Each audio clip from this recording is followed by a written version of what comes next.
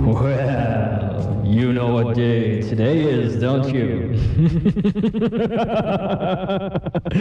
Okay, can the echo. All right, it's Halloween, right? And we're going to take things from a little bit different perspective. We're going to talk with a ghost hunter today, Dale Kaczmarek. He's sitting here with us, and welcome to inform on your day, right, on Halloween. I guess that's when we think the most about ghosts and similar things, right? Right. How long have you been involved in this, Dale? Well, I've been researching and tracking down reports of ghostly phenomenon since about 1975. It's the time I really first got interested in ghosts. Of course, I had been interested, when I was a teenager and beyond. My family's always been sort of ghost-orientated, so to speak, where family members have related ghost stories to me when I was a kid, and just getting into reading it, going to lectures and attending festivities really sparked my interest. Yeah. So where did you begin? Sitting here and talking to you a little bit before the show, I noticed that you have a lot of background material on ghosts. You have a lot of photographs and that type of thing. Have you actually gone out and done a lot of research into ghost sightings and various police reports and that type of thing? Yeah, I have. That's probably the best way to track down a story is, normally what I will do is take a story as gospel until I prove it either a fact or fallacy. And I try to track down eyewitnesses, first-hand accounts preferably. When you get to second and third person accounts, the story can kind of get stretched to a point where it's no longer really what was happening at the site. Then doing research, checking into newspaper articles, magazine articles, even talking to police reports in the area. A lot of times you can get a good cross-section of reports and witnesses. Yeah. We're going to talk a little bit about some of the famous haunts of Chicagoland, but first let's talk a little bit more about what you do. When you meet somebody, let's say you come to me, I've called you, and I tell you, wow, I saw this thing you wouldn't believe. It was this woman dressed in a white dress on Archer Avenue, okay? A Resurrection Mary kind of story. You come to me, you talk to me. What are the things you look for in my story that might tell you, I don't want you to give anything away, but what do you look for that might tell you whether or not I'm making this thing up? Well, if it's, say for instance, if you go into a house, say a haunted house or something like this, the first thing you want to get out of the way is it can be explained under natural conditions or something. Say for instance, the individual might be putting this all as a game, wiring up the house with speakers or pulling strings to make things fall off shelves. You want to get all that out of your way first to make sure it's a genuine type of phenomenon. Then, of course, you'll want to interview the family members, maybe get their medical history to see if perhaps the incidents could be psychosomatic in some way. Yeah. When that's all out of the way, and if it all still points as a positive type encounter that it's still can be investigated, what I'll normally do is bring in psychics that I work with now. I work very closely with the Illinois Society for Psychic Research and some of the psychics there. And I will bring them in cases like this, and they will actually go into a trance state where they can pick up what's in the area, vibrations, and then these telepathic vibrations can turn into mental pictures in their own minds where they can get the story straight from the apparition, and then many times talk to the apparition, ask the questions, and get some background on why it's there, why it hasn't moved on. There are some very famous places throughout the Chicago area which are known for various phenomena happening there. Let's start with Bachelors Grove. It's a place that many of the people listening this morning have probably heard of. It's an old cemetery, right? Where's it located? It's located on 143rd Street, which is now the Midlothian Turnpike, just east of Ridgeland Avenue in Midlothian. It's an old cemetery which dates back to the 1840s, and it was originally settled by a group of German immigrants who many were brought over to dig the old Illinois-Michigan Canal. The area has long known to have been haunted by many different types of apparitions. It's perhaps the most haunted spot in Chicago, barring none. There have been reports of a blue ghost light, which has been seen not so much in recent years, but in the past 10 or so years, which bobs around the graves with some type of intelligent control. was first encountered in December of 1970 by a Joliet man, and he claimed that the light grew as large as a basketball, changed positions very rapidly, and also seemed to display some form of intelligence. It blinked out at 10 to 15-second intervals. Yeah. There have also been reports, I've interviewed people, of a disappearing farmhouse. Yeah. Which also appears along either side of the road, the dirt trail which leads into the cemetery, which is now closed off. The reports are always very similar in the description of the house, that it's a wooden frame house with white wooden pillars, a porch swing on the porch, and even a light burning dimly in one window. So really the stories then all jive, right? People tell the same story. That's interesting. Also disappearing cars out there? Disappearing cars. People have seen red taillights of automobiles backing across the road, sometimes just sitting along the road, and when they pass by, they look in the rearview mirror, look behind them, the cars are no longer there. There have been no place for the cars to pull off or vanish. And let us tell you that if tonight, Halloween, you go out to Bachelors Grove, you'll see more cars and police out there than you probably ever see in that area in your life. So stay away from there tonight. It's a terrible night to go over there. But tell me, it used to be accessible to the public. Now you said they did close off the one road. Is it possible if people go out there sometime other than Halloween during the daytime and want to go in and see Bachelors Grove, can they go in there? Oh, yeah. You can just go right down the main trail. It's right across from the Rubio Woods Forest Preserve. It's the first dirt trail right across the street. In fact, there's a little sign there. It says, you know, no dumping, no trespassing, no parking, whatever. But you can go back there and visit it in the daytime. I wouldn't suggest going back there at night unless you've been there in the daytime first, because it's even spookier at night. And also the thing is that there's been some real incidents there. In the case of there's some evidence that some satanic worshiping went on in the area and that type of thing, too, right? That was first discovered back in the late 1975 by a group of Cook County Forest Rangers who were on patrol in the area, and it was their job to keep the curious out and the ghost seekers, so to speak. Well, they went back there on one particular incident, and what they saw in one corner of the cemetery was the decapitated remains of small cats and chickens that had been left there, totally drained of blood, and it was their idea or whatever that perhaps this was some sort of a ritual, satanic ritual. There are some other places like Bachelors Grove, and one that I had not heard of before, which you brought up, I'm eager to hear about, is Maple Lake. Where is Maple Lake located, and what do you see there?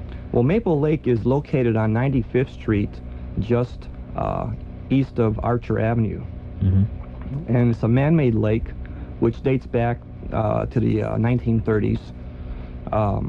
There have been many reports out there on the 95th Street side, which is the overlook. It's the Maple Lake Overlook. It's a very common lover's lane type of setting. Many people go out there not to see anything that might happen out there, but just to be out there with their girlfriends or drink beer and have parties. To make things happen out there, okay. Right. And during the past, say 20 years or so, many people have been startled by a light, a red ghost light, which appears on the far side of the lake and appears about 2 to 3 feet above the shoreline and bobs around in some type of intelligent manner. Now, the interesting thing about this ghost light, as with all ghost lights, you cannot get close to it, you can't chase it, you can't capture it, and you have to stay your proper distance in order to view it. People on this side of the lake, on the 95th Street side, can see it quite well. But once you try to get across the lake, and even though it might be visible to people on the 95th Street side, those people on the other side of the lake cannot see it. That's very interesting, yeah. Okay, so that's Maple Lake. Right. All right. Let's move into structures now, and one that I noticed today in the paper was Hull House. And Hull House is very familiar to all of us, right there in Halstead, in the middle of the university and everything, but yet Hull House has a pretty rich history, doesn't it? Right. The actual house, the founding of the house dates back to the 1880s, in fact 1889. It was originally founded by Jane Addams. It's a Jane Addams settlement house. And there have been many reports of strange occurrences there. When Jane Addams took over the house in 1889, she sort of disowned the people who were living there, sort of kicked them out, took over the house, and turned it into a tenement house or a settlement house for immigrants and whatever. But before she left, the people told her always to keep a pail of water near the top stair leading to the attic. Otherwise, the ghost from the attic would come down and create all sorts of problems for people in the future. Well, of course, Jane Addams paid no attention to this. In fact, she scoffed at the idea, said she didn't believe in any of this mumbo-jumbo. And soon after this, there have been many reports, even to current day, of reports of ghostly monk-like figures, which have been seen through one of the top windows of the house, along the front section of Hull House. In that same room, mysterious fires have broken out as well. In fact, I have one photograph that I took there a few years ago, looking through the window, of at least 3 to 4 shadowy silhouette shapes, sort of near the bottom of the stairs leading to the top floors of Hull House. Very interesting. I saw that photograph, and I can only imagine how you must have felt when you first picked it up, got it developed, and took a look at it, huh? Right. These figures, again, did not appear to me when I took the photograph. They were invisible, but they did turn up on the film. This was infrared film that I used. That's just amazing. That's really something. Have you gotten similar photographs from other areas, photographs that show something that you did not see? Oh, yes, many occasions. Bachelors Grove, there have been many photographs I've taken there as well. Since the little time that I've been investigating phenomenon, I've been able to turn up a number of very haunted spots around Chicago, totaling over 50 different places. Really? And many of these spots do yield very good results with photographic type pictures as well. Okay. Are there any things that you're currently working on that you can tell us about? Perhaps not in real explicit detail, but give us a hint? Well, I do have a house that I will be investigating coming up very soon. A black couple does have a problem with a ghost of his wife that does bother him at the house. It seems he's been living there for a number of years, and it's getting to the point where I believe that the ghost is beginning to run his own life. And that's where you begin to get into a problem. Ghosts are okay to have around. I mean, there's nothing wrong with a ghost in your house, but once a ghost begins to control your life, that's what you have to watch out for. So we're supposed to be, me and my psychic will be stopping up there to interview him and perhaps give him some help on the problem. And of course, the first thing you do in a case like that is to talk to the person and see if maybe it's something in their own mind, right? Right. Especially someone who has lost a wife or that and still wants that person around. Yeah, that's the first thing you have to get out in the open. That is nothing to do with their own mental process, maybe creating the image in their own mind, or perhaps something like that. Yeah. Okay. Let's talk a little bit. There is a ghost exposition which is coming up November 13th and 14th. And I guess it is a good way, especially when everybody is in the Halloween mood and things are still fresh in their mind, to look into some of the different phenomena that we're talking about and hear from the people that study that type of thing. What is this going to cover? This is going to cover the entire realm of ghosts, hauntings, poltergeists. We'll be getting into vampires as well. Many speakers will be talking there. Some very big names. Irene Hughes will be there, and Joe DeLuise, our Chicagoland psychic and clairvoyant. It's going to be held at the Oak Park Arms Hotel on November 13th and 14th. Okay. And that's at 408 South Oak Park Avenue in Oak Park. Right on Oak Park between Washington and Madison there. Okay. Now, admission is $10 per day or $5 per half day. And there are no reservations. You just go there and pay at the door. It's November 13th and 14th. And it's called the Ghost Exposition. And this is sponsored by the Ghost Research Society. A bunch of people who got together and formed the society, right? Right. A bunch of people who are interested in the same types of things. If somebody wants more information on ghosts, there are a lot of people listening to us who either want more information or they have stories that they would like to tell you. They've had some experiences that they've never shared with anybody. How can they contact you? Well, they can contact me by writing the Ghost Research Society at my own P.O. Box, Post Office Box 205, Oak Lawn, Illinois, 60454. Okay, so that's the Ghost Research Society, P.O. Box 205, Oak Lawn, Illinois, 60454-0205. Right, they can put that on as well. Okay. All right, P.O. Box 205, Oak Lawn, Illinois, and finally, you yourself. You've never run up against any kind of apparition in your study so far, any kinds of strange sightings? Nothing that I have seen visually. Just things that have shown up on infrared film. Right. So what's going to happen the day you go out to Bachelors Grove and you stand there and all of a sudden this ghost appears before you and he says, "Hi, Dale, I've always wanted to meet you." That's going to be, it'll be a thrill, but it's, of course, you never know how you're going to react when you finally do see something. Of course, the first instant might be fear, but then it might be wonderment right after it. Yeah. I bet you thought a lot about it. Right. And looked real hard while you're out there, right? Mm-hmm. How do the people react that you get to talk to who have seen things like this? How do they strike you? Are they just totally agog at what they've seen? Many people are. I have interviewed dozens and dozens of people from various sightings around Chicago, and many of them are very, very straightforward. They're willing to talk about the phenomenon.